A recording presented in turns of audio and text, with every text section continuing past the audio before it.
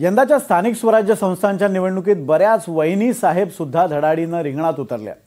मंत्री, आमदार आणि सगळ्याच पक्षांच्या नेत्यांनी बायकोला तिकीट देऊन रिंगणात उतरवलंय। 3 मंत्र्यांच्या पत्नींना या निवडणुकीत तिकीट मिळालंय। पाहूयात कोण कोण आहेत राजकारणातल्या या वहिनी साहेब।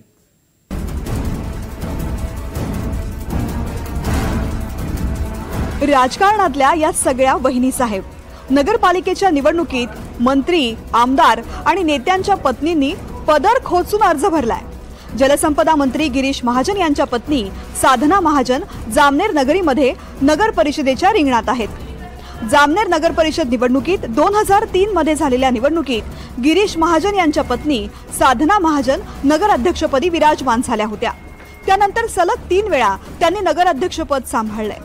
आता चौथ्यांदा साधना महाजन यांनी नगर अध्यक्षपदासाठी उमेदवारी अर्ज दाखल केलाय। 2018 मध्ये झालेल्या निवडणुकीत भाजपनं जामनेरमध्ये सगळ्या जागांवर विजय मिळवला होता। साधना महाजन यांनी उमेदवारी अर्ज दाखल करण्याच्या अखेरच्या दिवशी उमेदवारी अर्ज भरलाय। साधना महाजन यांना टक्कर देण्यासाठी महाविकास आघाडीकडून काँग्रेसच्या जुन्या पदाधिकारी ज्योत्स्ना विस्पुते यांनी नगराध्यक्षपदासाठी आपली उमेदवारी दाखल केली आहे। त्यामुळे साधना महाजन विरुद्ध ज्योत्स्ना विस्पुते यांच्यात लढत होणार आहे आणि पक्षाने जी जबाबदारी दिली ती आम्ही यशस्वीरित्या पार पाडू।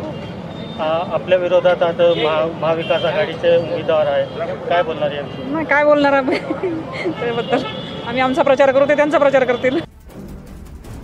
वस्त्रोद्योग मंत्री संजय सावकारे यांच्या पत्नी रजनी सावकारे या भुसावळ मधून पहिल्यांदाच नगराध्यक्ष पदाच्या रिंगणात आहेत।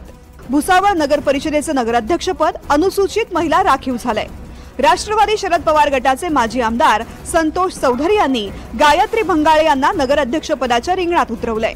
गायत्री भंगाळे यांचा जन्म अनुसूचित जमातीत झाला असून लेवा पाटीदार समाजात त्यांचा विवाह झालाय। त्या महिलाला भुसावळचं प्रतिनिधित्व करण्याची संधी मिळालेली आहे।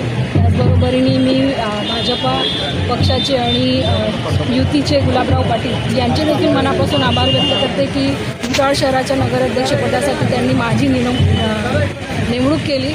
त्यासाठी मी त्यांचेही खूप खूप मनापासून आभार व्यक्त करते। चाळीसगाव नगर परिषद निवडणुकीत भाजपचे आमदार मंगेश चव्हाण यांच्या पत्नी प्रतिभा चव्हाण पहिल्यांदाच नगर अध्यक्षपदाची निवडणूक लढवणार आहेत।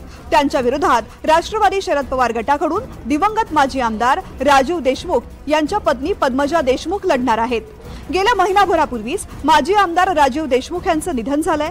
आमदार मंगेश चव्हाण यांचं वर्चस्व असलं तरी पद्मजा देशमुख यांना सहानुभूती मिळण्याची शक्यता आहे। त्यामुळे चाळीसगावमध्ये नगर अध्यक्ष पदाची चुरस वाढली आहे।